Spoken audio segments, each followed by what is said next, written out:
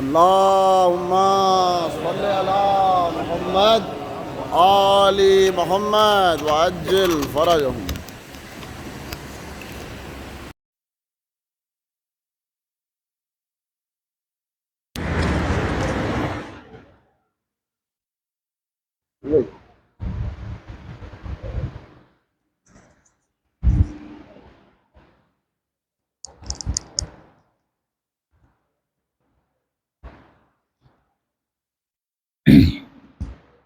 رحم اللہ من قرأ الفاتحہ.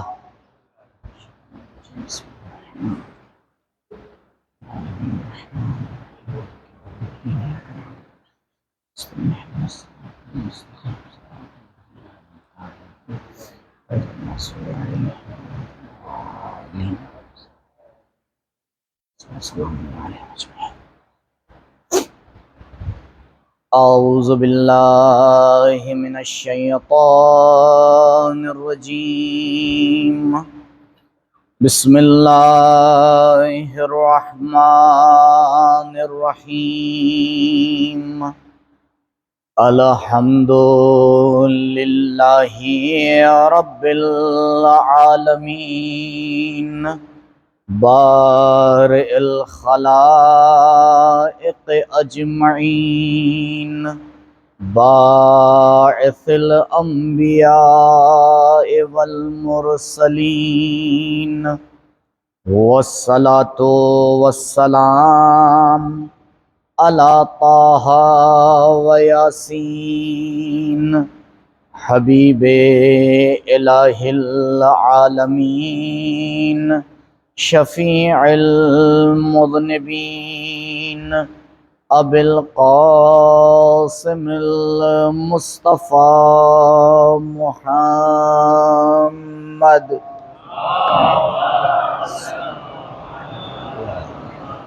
وعلى أهل بيته الأطيبين الأطهرين المعصومين المظلومين الذين أذهب الله عنهم الرجس وطهرهم تطهيرا.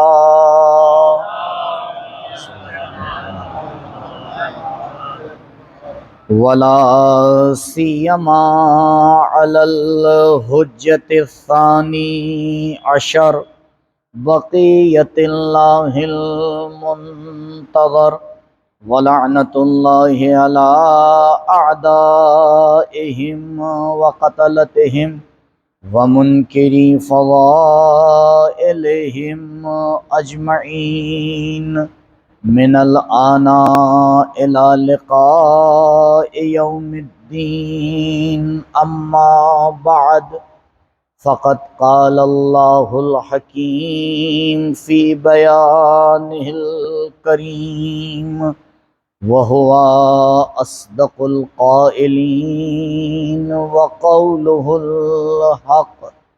اعوذ باللہ من الشیطان الرجیم. انا عرضنا الامانة على السماوات والارض والجبال فابین ان يحملنها واشفقن وحملها الانسان ظلوما جہولا. درود پائے با محمد و آل محمد.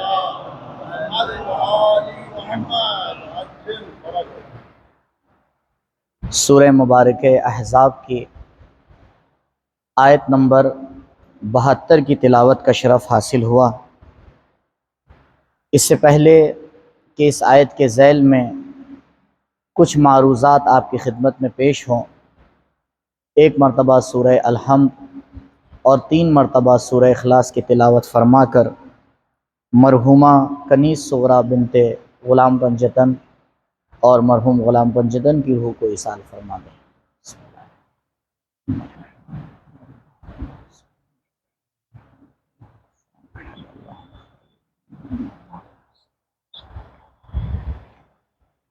انک مجیب الدعوات انک علی کل شیء قدیر.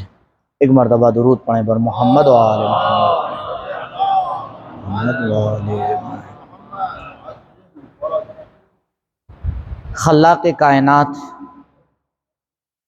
اپنی آخری کتاب میں سورہ مبارکہ احزاب کی آیت نمبر 72 میں ایک حقیقت سے پردہ اٹھا رہا ہے۔ انا عرضنا الامانۃ علی السماوات والارض والجبال، اے لوگوں، ہم نے اپنی امانت کو آسمانوں کے اوپر پیش کیا، زمین کے اوپر پیش کیا، پہاڑوں کے اوپر پیش کیا۔ فَأَبَيْنَا أَنْ يَحْمِلْنَهَا، لیکن سب نے امانت کو قبول کرنے سے انکار کر دیا۔ وَأَشْفَقْنَا، اور سب نے اس بات کا اظہار کیا کہ پروردگار، تیری امانت کا اٹھانا ہمارے لیے بہت سخت ہے۔ فَحَمَلَهَا الْإِنسان، لیکن انسان نے اس امانت کو اٹھا لیا۔ فَحَمَلَهَا الْإِنسَانُ ظَلُومًا جَهُولًا، اور انسان نے اس حالت میں اس امانت کو اٹھایا کہ وہ ظالم بھی ہے اور جاہل بھی ہے۔ عجیب آیت ہے۔ امانت کے عنوان سے گفتگو کرنا ہے۔ امانت الہی، جیسا کہ آپ نے اس آیت کے ظاہری ترجمے میں دیکھا، ایک ایسی چیز ہے کہ جسے آسمان برداشت نہیں کر پائے، زمین نے اسے برداشت کرنے سے انکار کر دیا، پہاڑوں نے انکار کر دیا، لیکن انسان وہ ذات ہے کہ جس نے آگے بڑھ کے اس امانت کو قبول کر لیا۔ تو کم سے کم اتنا تو ثابت ہے کہ انسان وہ مخلوق ہے جو پہاڑوں سے افضل ہے، آسمانوں سے افضل ہے، زمین سے افضل ہے، کہ جہاں یہ چیزیں انکار کر رہی ہیں وہاں انسان آگے بڑھ کے قبول کر رہا ہے۔ کیوں؟ کیونکہ انسان اشرف مخلوق ہے، اور پروردگار نے نہ زمین کو خلق کر کے کوئی نعرہ لگایا، نہ آسمانوں کو خلق کر کے کوئی نعرہ لگایا، نہ پہاڑوں کو خلق کر کے کسی چیز کا اظہار کیا، لیکن جب انسان کو خلق کیا تو آواز لگائی، فَتَبَارَكَ اللَّهُ أَحْسَنُ الْخَالِقِينَ، بابرکت ہے وہ ذات کہ جس نے کائنات کی بہترین مخلوق کو خلق کیا ہے۔ درود پڑھیں بر محمد و آل محمد۔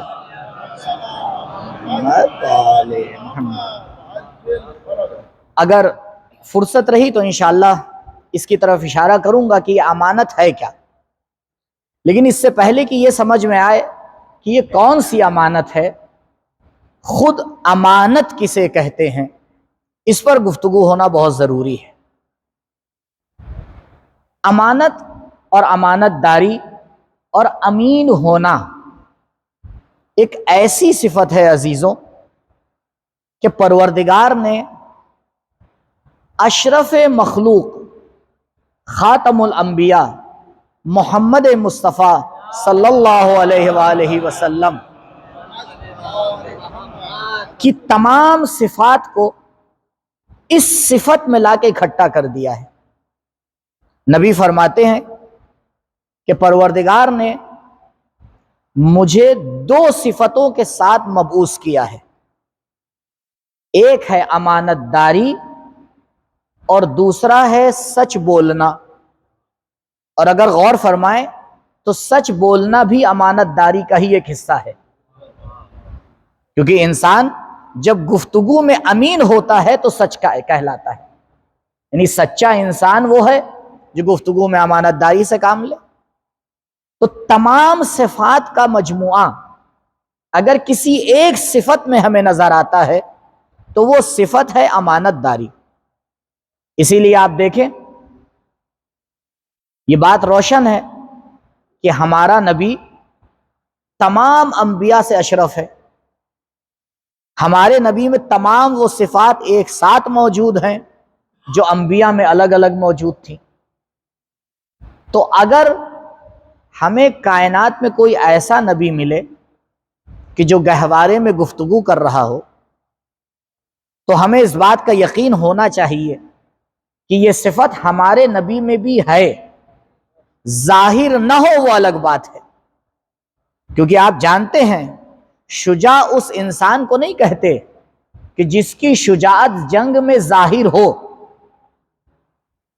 کیونکہ اگر آپ یہ شرط لگا دیں کہ نہیں قبلہ جب تک کہ شجاعت ظاہر نہیں ہوگی تو شجاع نہیں کہیں گے، کہا نہیں، صفت کا ہونا کافی ہے، چاہے خیبر و خندق میں ظاہر ہو چاہے کربلا میں ظاہر نہ ہو، دونوں کو شجاع کہا جائے گا۔ علی اپنے معرکے کے شجاع ہیں، عباس اپنے معرکے کے شجاع ہیں، کہا ظاہر ہونا الگ مرحلہ ہے، صفت کا ہونا کافی ہے، صفت کا ہونا کافی ہے، ظاہر ہونا شرط تھوڑی ہے۔ اب ایک نبی میں یہ صفت ظاہر ہو گئی، کہا کس میں؟ کہا جناب عیسیٰ علیہ السلام میں، انی عبداللہ آتانی الکتاب وجعلنی نبیا۔ پروردگار نے کہا کہ اگر نبی میں ظاہر نہیں ہوئی ہے تو اس کے وسیع میں تو ظاہر ہو گئی۔ نبی کے ہاتھ پر توریت و انجیل و قرآن کی تلاوت کر کے بتا دیا کہ اگر عیسیٰ گہوارے میں گفتگو کر سکتے ہیں تو فخر عیسیٰ نبی کے ہاتھ پہ گفتگو کر کے بتائیں گے کہ جب علی اس کام کو کر سکتے ہیں تو نبی جو استاد علی ہے کیوں نہیں کر سکتے ہیں؟ درود پڑھے بر محمد و آل محمد۔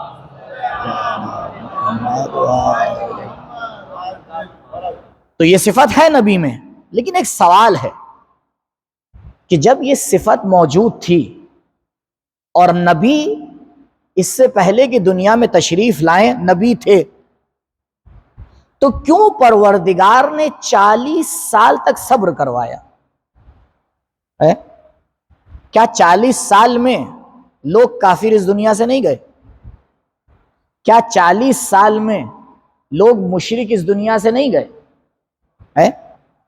دیکھیے، ایک حساب کتاب ہوتا ہے ہمارا اور آپ کا، اور ایک حساب کتاب ہوتا ہے خدا کا، اور ضروری نہیں ہے دونوں میچ کریں یہ بڑی مشکل ہے۔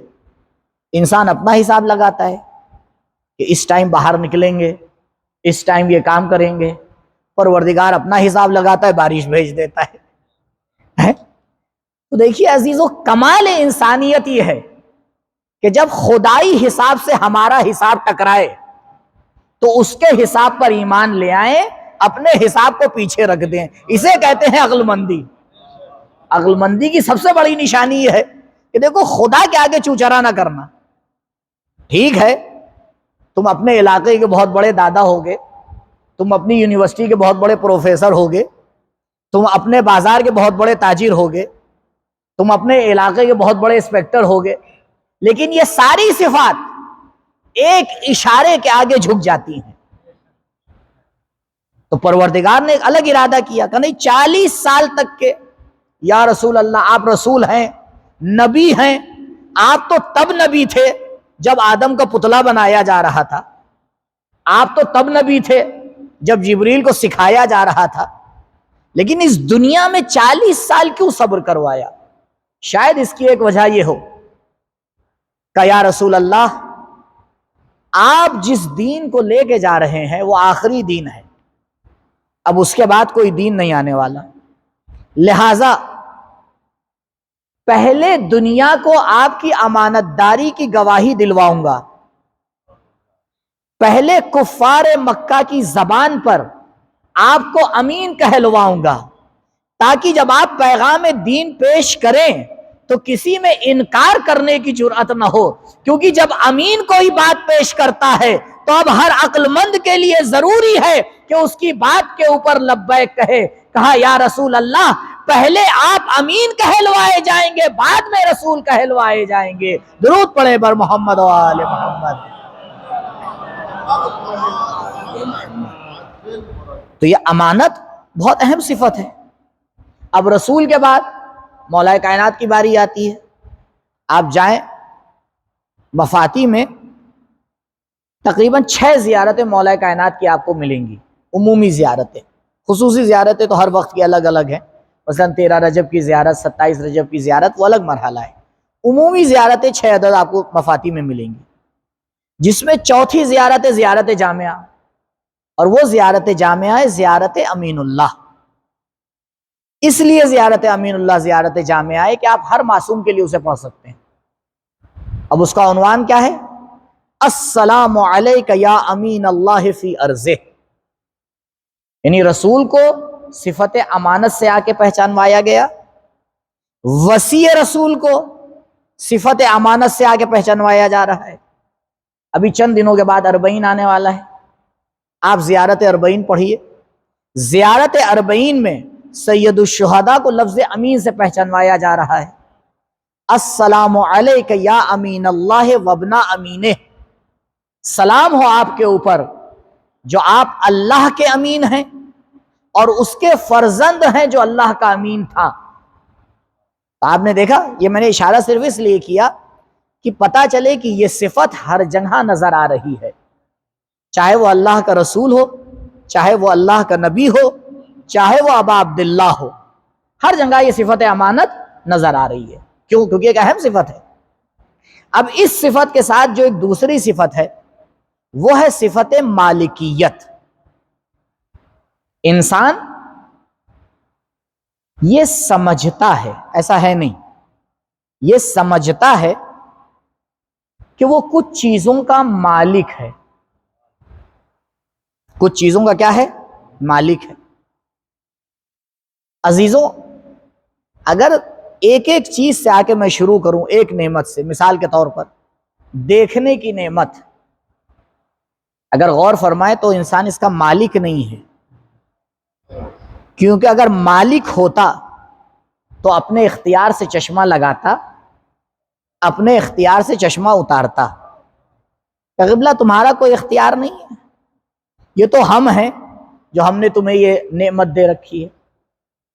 انسان سوچتا ہے بولنے کا مالک ہے، اچھے اچھے سخنور بولتے بولتے چپ ہو جاتے ہیں، اور سالوں کے گونگے جب اس در پہ آتے ہیں تو بولنے لگتے ہیں۔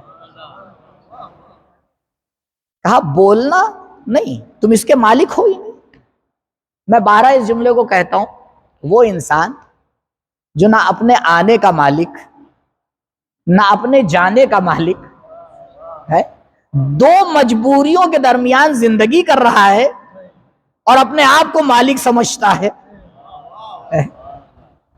ابھی کل رات میں ہی ایک صاحب کی بہرحال گئے تھے عیادت کے لیے، تو ان کے پورے گھر والے بس اس بات کے انتظار میں ہیں کہ کب خبر آئے۔ تو وہ تو اتنے بھی مالک نہیں ہیں کہ وہ کہیں جلدی میں اس دنیا سے چلا جاؤں۔ کہا نہیں، جلدی اور دیر تو تمہارے ہاتھ میں ہے ہی نہیں، تم کبھی چاہتے ہو رہو ہم بلا لیتے ہیں، تم چاہتے ہو آ جاؤ ہم تمہیں باقی رکھتے ہیں۔ لیکن ایک چیز، اب چلیے کہ آپ کہیں گے کہ بھائی دیکھیے جسم ہے خدا کا دیا ہوا ہے، اعضاء جوارح ہیں خدا کے دیے ہوئے ہیں، لیکن جب ایک مرحلہ انسان آگے بڑھتا ہے کہ مولانا صاحب ٹھیک ہے یہ ساری چیزیں ہم مالک نہیں ہیں، لیکن ہم نے خون پسینہ ایک کر کے کمایا ہے، اما اس کے تو ہم مالک ہیں۔ پوری ایڑی چوٹی کا زور لگا دیا ہے، اس بات کا بھی خیال نہیں کیا کہ کس راستے سے آ رہا ہے، لیکن کمایا ہے۔ آپ دیکھ لیجئے، بیلنس شیٹ آپ نکلوا لیجئے، وہ گواہی دے گی کہ ہم مالک ہیں، بینک کا اکاؤنٹ گواہی دے گا کہ ہم مالک ہیں۔ تو قبلہ اگر واقعا انسان مالک ہے تو ٹھیک ہے، پھر جتنی اس کی پراپرٹی ہے ذرا بچا کے دکھائے۔ ایک زلزلہ آتا ہے، دارا ندار بن جاتا ہے۔ اب یہی مسئلہ ہے عزیزوں کہ یہ جو لفظ مالکیت ہے، پروردگار نے سورہ الحمد میں اسی لیے اس کو رکھا ہے مالک یوم الدین، کہ دیکھو کبھی یہ غلطی نہ کرنا کہ تم مالک ہو، نہیں، پروردگار نے اپنی ذات کے علاوہ کائنات میں کسی کو مالک بنایا ہی نہیں ہے۔ اسی لیے میدان محشر کے حوالے سے جو روایات ہیں اس میں آپ جا کے دیکھیں تو ملتا ہے کہ جب قیامت رونما ہوگی اور سب حساب کتاب ختم ہو جائے گا تو سور میں پھونکا جائے گا، اور جب سور میں پھونکا جائے گا تو سب مر جائیں گے۔ اس وقت پروردگار آواز دے گا لمن الملک اليوم، اس وقت مالک کون ہے؟ کوئی ہوگا نہیں جو جواب دے، تو پروردگار خود جواب دے گا للہ الواحد القہار، مالکیت فقط اس اللہ کے لیے ہے جو اکیلا ہے اور قہار بھی ہے۔ تو مالکیت تنہا صفت پروردگار ہے۔ اب کائنات میں آپ کسی کو بھی اگر مالک کہتے ہیں تو یہ حقیقی نہیں ہے، اسے مجازی کہا جاتا ہے، یعنی کیونکہ ایک صفت دے دی گئی ہے تو ٹھیک ہے، لیکن حقیقت میں جو ہم سے صفت مانگی گئی ہے وہ کیا ہے عزیزو؟ وہ ہے صفت امانت۔ اے انسان، ہم نے تجھے جتنی بھی نعمتیں دی ہیں سب میں تو امین ہے۔ ہم نے تجھے اپنی زندگی کا امین بنا کے بھیجا ہے، تجھے میں نے اعضاء اور جوارے کا امین بنا کے بھیجا ہے، تجھے تیری ملکیت کا امین بنا کے بھیجا ہے۔ انسان، تجھے تیری عمر کا امین بنا کے بھیجا ہے۔ دیکھیے فرق کیا ہے مالک ہونے میں اور امین ہونے میں۔ آپ کہیں سفر پہ جا رہے ہیں، آپ نے ایک 50,000 روپے کسی کے پاس امانت رکھوا دیے کہ بھائی اس کو رکھ لیجئے، گھر کا تالا والا کنجی ٹھیک ہے نہیں، پتہ نہیں واپس آئیں ملے نہ ملے، آپ ذرا اس کو بطور امانت رکھ لیجئے۔ تو آپ تھے مالک، اور جس کے پاس رکھایا وہ کون ہے؟ وہ ہے امین۔ اب آپ سفر پہ چلے گئے، ایک دم سے آپ کو کسی نے آپ کو فون کیا کہ بھائی کچھ ایک 5-10 ہزار روپے کی ضرورت ہے، ذرا قرض دے دیجیے۔ بھائی دیکھیے میں تو شہر میں ہوں نہیں، میں تو باہر ہوں، ہاں فلاں صاحب کے پاس میں نے امانت رکھی ہے، آپ ان سے جا کے لے لیجئے، میں انہیں میسج کیے دے رہا ہوں۔ اب آپ نے جو امین تھے ان کو میسج کر دیا، اب یہ صاحب پہنچے ان کے پاس، تو بھائی دیکھیے فلاں صاحب کی امانت آپ پاس رکھی ہے۔ امین کو حق ہے انکار کرنے کا۔ مالک اپنے اختیار سے خرچ کرتا ہے، امین اپنے اختیار سے خرچ نہیں کرتا۔ امین کو ابھی اختیار نہیں ہے کہ اس 50,000 میں جیسے چاہے ویسے تصرف کرے۔ بھائی جو مالک تھا اگر وہ یہ کہہ رہا ہے کہ فلاں صاحب کو اس میں سے 10,000 دے دیجیے، وہ دے دے گا۔ اب چاہے اس سے اس کی دشمنی ہی کیوں نہ ہو، یعنی جو آیا ہے امین کے پاس پیسے لینے بہت ہی کٹر دشمنی ہے، ہوا کرے، کیوں؟ کیونکہ بھائی تم مالک نہیں ہو، تم امین ہو، تمہیں دینا پڑے گا۔ اور اگر مالک یہ کہہ دے کہ اس میں سے ایک پائی بھی آپ اپنے بھائی کو نہ دیجئے گا، نہیں دے سکتا ولو بھائی ہو، تو آپ نے غور فرمایا کتنا فرق ہے۔ جو مالک ہوتا ہے وہ اپنے تصرف میں آزاد ہوتا ہے، لیکن جو امین ہوتا ہے وہ پائی پائی کا حساب رکھتا ہے۔ کیوں؟ کیونکہ امانت دار ہے۔ اچھا ایک اور مسئلے پہ غور فرمائیں، کیونکہ جو مالک ہوتا ہے وہ چاہتا ہے کہ وہ ملکیت باقی رہے، لیکن جو امین ہوتا ہے وہ صحیح امین ہوتا ہے، ہاں صحیح امین کی بات کر رہا ہوں، وہ چاہتا ہے جلد از جلد یہ امانت میرے پاس سے جائے۔ کیوں؟ کیونکہ جب تک امانت رہے گی ٹینشن بنا ہوا ہے کہ بھائی کچھ ہو گیا، کچھ کمی ہو گئی، کچھ گڑبڑ ہو گئی۔ حتیٰ علماء کا تو فتویٰ یہاں تک ہے کہ اگر کسی نے آپ کے پاس امانت رکھوائی ہے تو آپ بغیر اجازت کے نوٹ بھی چینج نہیں کر سکتے، یعنی اگر وہ سیریل وائز نمبر لکھ کے اپنے پاس جائے، اگر آ کے چیک کرے کہ بھائی وہی نوٹ ملنا ہے واپس یا نہیں، تو اگر نوٹ چینج ہو گئے تو کہے گا ہاں یہ پکے امین نہیں ہے بھائی۔ آپ کہیں گے فرق کیا کرتا ہے اس نوٹ میں اور اس نوٹ میں؟ اچھا اگر فرق نہیں کرتا ہے تو آپ کیوں فقیر کو پرانا دیتے نیا نہیں دیتے؟ بھئی اگر فرق نہیں کرتا ہے تو ٹھیک ہے، کیوں عید کے دن بچوں کو نیا ہی نوٹ آپ تھماتے ہیں؟ میں پرانا دے دیجئے، بھائی ایکویل ہے، سب برابر ہے۔ یعنی مولانا صاحب اس کی بات تھوڑا کچھ الگ ہے، تو جب الگ ہے تو بھی امانت داری میں بھی الگ ہے۔ تو امانت کا مسئلہ بڑا ٹیڑھا ہے عزیزو۔ اب بس میں نتیجہ لے رہا ہوں آپ کے سامنے۔ تو ان مثالوں سے نتیجہ سامنے ہے، انسان کو یہ اختیار نہیں ہے کہ جیسے چاہے آنکھ کا استعمال کر لے، کیونکہ جیسے چاہے استعمال تب کرتا جب مالک ہوتا۔ یہ انسان مالک نہیں ہے بلکہ امین ہے۔ کہا جہاں پروردگار کہے گا وہ دیکھنا ہے، جہاں کہے گا وہاں آنکھوں کو بند کرنا ہے۔ اب انسان اپنی زبان کا مالک نہیں ہے بلکہ امین ہے۔ کہا اگر مالک ہوتے تو جب چاہتے منہ کھول دیتے، کیونکہ امین ہو لہذا جہاں پروردگار اجازت دے گا وہاں بولنا پڑے گا، جہاں اجازت نہیں دے گا وہاں چپ رہنا پڑے گا۔ پوری زندگی امانت داری میں اگر انسان گزارے تو فقط مرضی پروردگار کو دیکھتا رہتا ہے۔ پروردگار میں امانت دار ہوں تو جیسی اجازت دے گا ویسا عمل کروں گا۔ درود پڑھیں بر محمد و آل محمد۔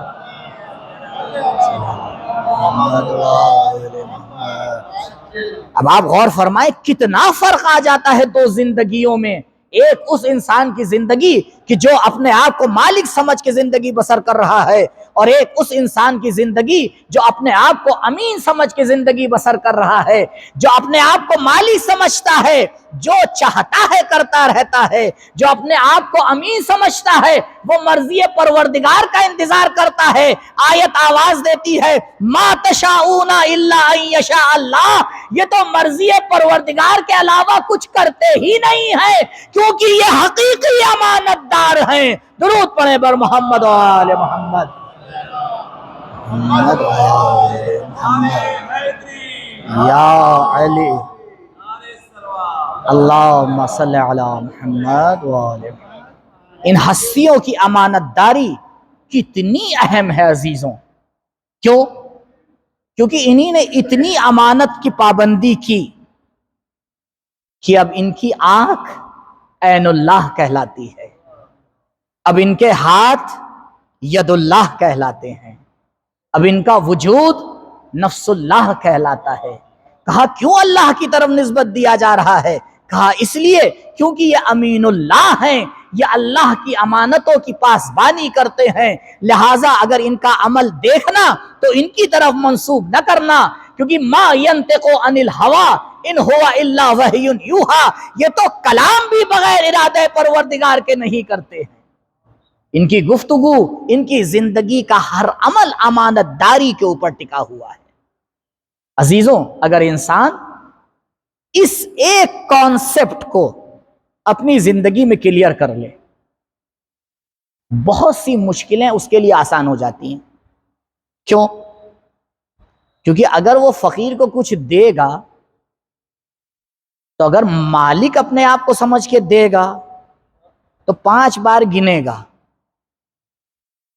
اور اگر امین سمجھ کے دے گا تو کہے گا بھائی جلدی لے جا میری ذمہ داری ختم ہو۔ کتنا فرق آ جاتا ہے۔ پروردگار اسی چیز کو چاہتا ہے کہ انسان کی زندگی میں آگے بڑھے اور اپنے آپ کو مالک نہ سمجھے، کیونکہ جیسے جیسے انسان اپنے کو مالک سمجھتا ہے ویسے ویسے اس کے اندر تکبر آتا ہے، اور تکبر وہ صفت ہے کہ پروردگار اپنے علاوہ کسی کے لیے پسند نہیں کرتا۔ اور جیسے جیسے اپنے آپ کو امین سمجھتا ہے ویسے ویسے جھکتا چلا جاتا ہے کہ دیکھو اختیار مجھ سے سلب ہوا چلا جا رہا ہے، کیوں؟ مجھے اجازت نہیں ہے، جیسے چاہوں ویسے خرچ کروں۔ انسان اگر آ کے یہ کہے کہ بھائی کمایا تو ہم نے ہے، کمایا تم نے ہے، یہ بتاؤ کمانے کی طاقت کس نے دی تھی؟ کمایا تم نے ہے، یہ بتاؤ کمانے کی توفیق کس نے دی تھی؟ ایک کیلکولیشن ہے جس میں ہم لوگ بہت غلطی کرتے ہیں، وہ کیا ہے؟ ہم یہ سمجھتے ہیں کہ نتیجہ جو حاصل ہوتا ہے زندگی میں وہ ہماری محنت پہ ٹکا ہوتا ہے۔ یہ بڑا عجیب مسئلہ ہے۔ ماں باپ پورا زور لگا دیتے ہیں بچے سے محنت کرو، اما محنت بھی کرتا ہے تب بھی فیل ہو جاتا ہے۔ کیوں؟ کیونکہ رزلٹ جو ہے وہ فقط محنت پہ نہیں ٹکا ہوتا، اس کے ساتھ پروردگار کی توفیق بھی شامل ہونا چاہیے۔ اسی لیے بہت سے لوگ کم محنت کر کے عالی مقام پہ پہنچ جاتے ہیں، اور بہت سے لوگ بہت زیادہ محنت کر کے بھی وہیں ٹکے رہتے ہیں. کیوں؟ کیونکہ راستہ غلط چنا ہے. حجت ناطق امام جعفر صادق علیہ السلام فرماتے ہیں السائر فی غیر الطریق، وہ انسان جو غلط راستے پہ چل رہا ہے، لا یزداد سرعت سیرہ الا بعدا، جتنا تیز چلتا ہے اتنا مقصد سے زیادہ دور ہو جاتا ہے. تو عزیزوں، اس سے پہلے کہ انسان تیز چلے یا آہستہ چلے، اسے یہ طے کر لینا چاہیے کہ صراط مستقیم پر ہے یا نہیں ہے. کیونکہ محنت تبھی نتیجہ دیتی ہے جب وہ صراط مستقیم پر ہو، کیونکہ صراط مستقیم سب سے چھوٹا راستہ ہے. تو چھوٹے راستے پہ کم محنت بھی فائدہ پہنچاتی ہے، غلط راستے پہ زیادہ محنت مقصد سے اور دور کر دیتی ہے. اسی لیے ایمان اور توحید کو اصل مانا گیا ہے. کہا پہلے اپنی توحید کو درست کر لو، اگر توحید کا پرچم صحیح ہو جائے گا تو زندگی بھی سنور جائے گی، صفات بھی سنور جائیں گی. درود پڑھے بر محمد و آل محمد صلی اللہ محمد و آل. وہی انسان امانت داری کو صحیح سے سمجھ سکتا ہے جس کی توحید صحیح ہو. بس یہ آخری مسئلہ آپ دیکھیں، اگر انسان اپنی زندگی میں ہر لمحہ خداوند متعال کے وجود کو احساس نہ کرے، اور یہ بہت اہم مسئلہ ہے عزیزوں، اگر ہم اپنی نسل کو اس کانسیپٹ پہ تربیت نہیں کر پائے تو آنے والا زمانہ بڑا مشکل ہے. کیوں؟ کیونکہ چلیے پرانے زمانے میں دادا ایک بار ڈانٹ دیتے تھے بچہ بیٹھ جاتا تھا، کہ وہ تو ابا کو بھی ڈانٹ دیتے تو بیٹھنا پڑتا تھا. تو بچہ دیکھتا تھا جہاں ابا بیٹھ جائیں وہاں میری کیا بساط، چپ چاپ بیٹھ جاؤ. لیکن اب آج کل دھیرے دھیرے اغلب آپ اپنی اولاد کو کتنا بچائیں گے؟ گھر میں بچا لیں گے، باہر کہاں سے بچائیں گے؟ اب تو جو بٹیرے جو سب کے پاس ماشاءاللہ سے موجود ہیں، اماں ابا کو نہیں ہوتا، اولاد ان سے آگے ہوتی ہے 4 قدم. مسئلہ کیسے سنوارا جائے؟ آپ کہیں گے ٹھیک ہے ہم لے لیں گے. کتنا لے لیں گے؟ ایک کووڈ آئے گا 2 سال تک کیا آپ کو آن لائن پڑھائی کروانا پڑے گی، لیجئے بسم اللہ. اب بتائیے کیا کریں گے؟ نہیں. دیکھیے ان سب چیزوں کو لے لینے سے مسائل شاید کچھ % حل ہو جائیں، ختم نہیں ہو سکتے سوائے ایک کانسیپٹ کے، اور وہ ہے توحید. اگر ہم نے خود اس بات کو سمجھ لیا، کیونکہ توحید کا مطلب یہ نہیں ہوتا کہ انسان 17 رکعت نماز پڑھ رہا ہے، کیونکہ 17 رکعت نماز میں بھی وہ مشرک ہوتا ہے. اور اس کی دلیل یہ ہے کہ اگر جماعت سے نہیں پڑھ رہا ہے تو یہی نہیں پتا چلتا چوتھی ہے یا تیسری. بھیا اگر موحدانہ نماز پڑھی جا رہی ہے تو بھی پتا ہونا چاہیے کون سی رکعت ہے. مولانا صاحب یاد ہی نہیں رہتا، اتنا ذہن مشغول ہے. ایک عرب آیا، اس نے رسول کی خدمت میں بہت ہی نایاب اونٹ 7 عدد ہدیہ کیے، ہر ایک کی قیمت کئی اونٹوں کے برابر. تو نبی نے ہدیے کو قبول کیا اور کہا کہ یہ سارے اونٹ میں اس شخص کو دوں گا کہ جو 2 رکعت نماز خلوص کے ساتھ پڑھے. 2 رکعت نماز. لیکن عزیزو اصحاب اتنا سمجھتے تھے، کوئی نہیں اٹھا. جانتے تھے کہ اپنے آپ سے چھپا لیں، رسول سے کیسے چھپائیں گے؟ کوئی نہیں اٹھا. پھر وہی اٹھا جو ہمیشہ اٹھتا تھا، کہا یا رسول اللہ میں پڑھتا ہوں. مولا نے 2 رکعت نماز پڑھی، نماز ختم ہوئی، کہا لائیے اٹھ. نبی نے کہا نہیں یا علی، تم جب قنوت میں تھے نماز کے تب تمہارا ذہن کہیں اور تھا، لہٰذا اونٹ تمہیں نہیں ملیں گے. کیونکہ شرط یہ تھی کہ 2 رکعت نماز خالصانہ ہونا چاہیے، خدا کے علاوہ کہیں اور توجہ نہ ہو. جیسے ہی نبی نے جملہ کہا جناب جبریل نازل ہوئے، کہا یا رسول اللہ یہ بتائیے کہ قنوت میں علی کیا سوچ رہے تھے؟ کہا یہ سوچ رہے تھے کہ جب یہ اونٹ مجھے ملیں گے، یقین دیکھیے آپ، یعنی مولا کا پورا یقین تھا کہ مجھے کو ملیں گے. بھئی جب یقین تھا تبھی تو فیصلہ لے رہے تھے. علی یہ سوچ رہے تھے کہ جب یہ اونٹ مجھے ملیں گے تو میں اسے کس راہ میں خرچ کروں کہ ثواب زیادہ ہو.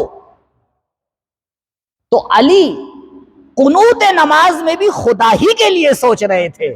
اس لیے یا رسول اللہ آپ نے جو وعدہ کیا ہے اسے پورا کیجئے، کیونکہ علی سے بڑا مخلص بندہ پروردگار نے آپ کے علاوہ خلق ہی نہیں کیا ہے. درود پڑھے بر محمد و آل محمد صلی اللہ محمد و آل محمد یا علی اللہم صلی علی محمد و آل.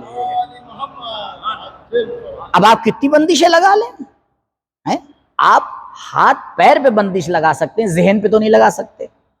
فکر پہ تو آپ پہرا نہیں بیٹھا سکتے، ارادوں پہ تو آپ پہرا نہیں بیٹھا سکتے.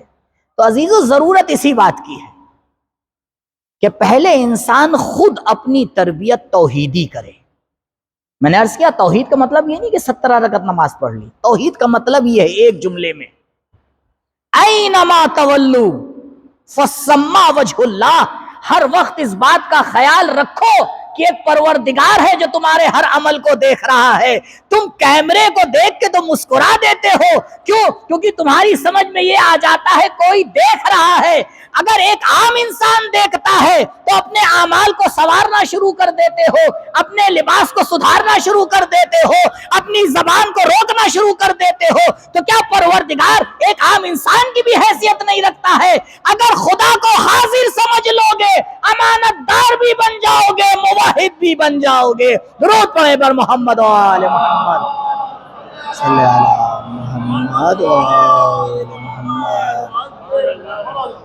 اگر انسان صرف اس ایک کانسیپٹ، اسی کی تو کہتے ہیں کہ توحید ستون دین ہے. انسان اگر اس بات کا، تو اب ضروری تھوڑی کہ آپ پولیس لگائیے. قبلہ پولیس لگائی گئی تھی، پولیس نے ہی شروع کر دیا. اب ان کے اوپر ایک اس سے بڑی پولیس لگائی گئی، کچھ دنوں میں انہی نے بھی سیکھ لیا. اور مسئلہ آگے بڑا، کیمرے لگا دیے گئے تو پتہ چلا لائٹ ہی نہیں آ رہی تھی چوری کے ٹائم. کیونکہ دیکھیے پولیس کی ترقی جو ہے وہ چور کی ترقی پہ ٹکی ہوئی ہے، یہ بالکل کلیئر ہے. پولیس ہلتی نہیں اپنی جگہ سے جب تک چور ایک قدم آگے نہ بڑھائے. وہ ایک قدم آگے بڑھاتا ہے تب ان کو سمجھ میں آتا ہے اچھا تھوڑا آگے بڑھنا ہے، وہ ایک قدم اور بڑھ جاتا ہے. تو اب یہ نہ کہیے گا کہ اللہ نے شیطان کیوں خلق کیا. شیطان خلق کیا گیا ہے تاکہ ہم اس سے بچ کے ترقی سیکھیں.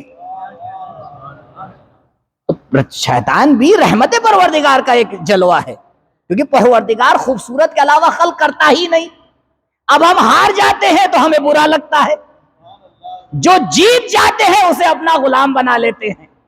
نبی کی روایت ہے کہ میرا شیطان میرے اوپر ایمان لا چکا ہے، وہ کہاں مجھے بہکائے گا.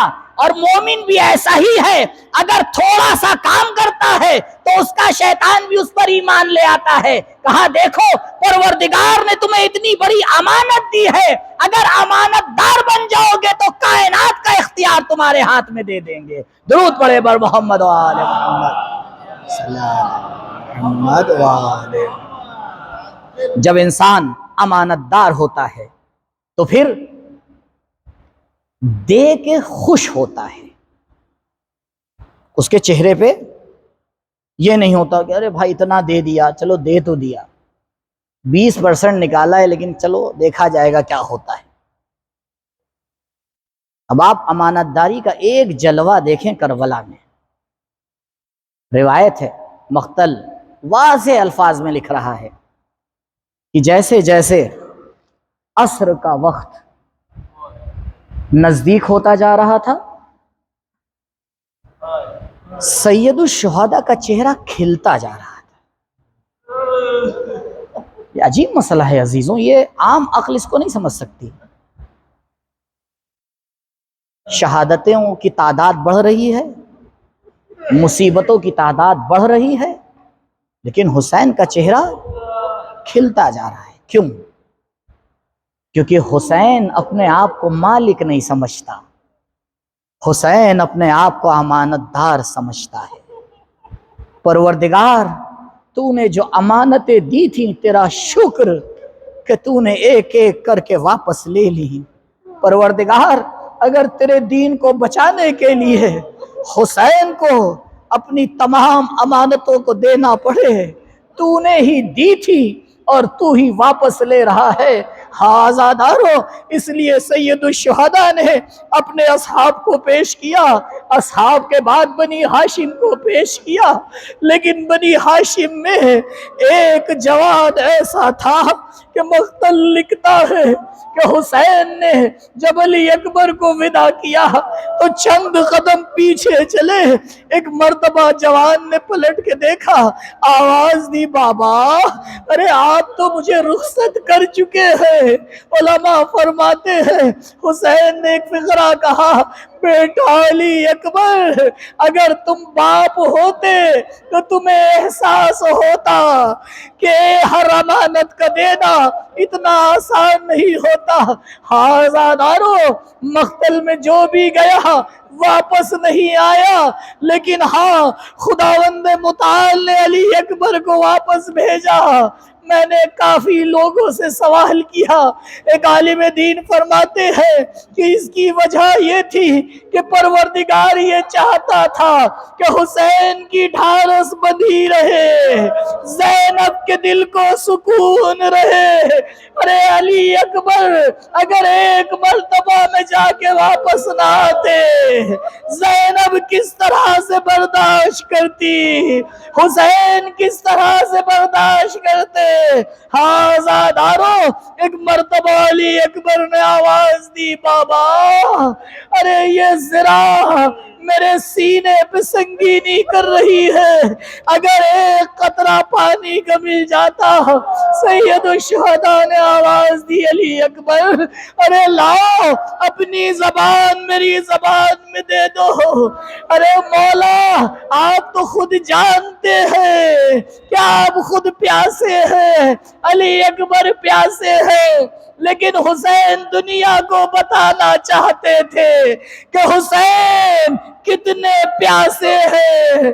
علی اکبر خدا حافظ، جاؤ اب دادا تمہیں سیراب کریں گے، اب تمہیں رسول اللہ سیراب کریں گے۔ علی اکبر مقتل میں آئے، دوبارہ جنگ شروع کی۔ صاحبان مقتل لکھتے ہیں کہ ایک مرتبہ سر پر ایک گرز لگا، سر کا خون بہا اور بہتا ہوا گھوڑے کی آنکھ میں گیا، گھوڑا راستہ نہ سمجھ پایا، خیمے کے بجائے ارے نرغے اشقیہ میں گر گیا۔ روایت کے الفاظ ہیں، فَقَطَعُوهُ عِرْبًا عِرْبًا، قاسم تمہارا لاشا پامال ہوا، لیکن علی اکبر زندگی میں ٹکڑے ٹکڑے کر دیے گئے۔